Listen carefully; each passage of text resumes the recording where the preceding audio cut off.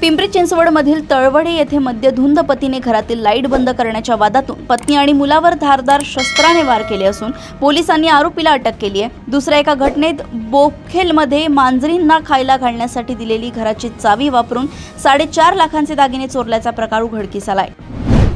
साताऱ्यात 14 ते 17 मे दरम्यान 52वी हिंद केसरी पुरुष व महिला कुस्ती अजिंक्यपद स्पर्धा आयोजित करण्यात आली असून छत्रपती शाहू स्टेडियमवर देशभरातील अव्वल मल्ल झुंजणार आहेत। सांगली जिल्ह्यातील पांडोझरी येथे महावितरणमधील एका कर्मचाऱ्याची गोळीबार करून हत्या करण्यात आली असून पोलिसांनी अवघ्या 3 तासात 2 संशयितांना ताब्यात घेतले।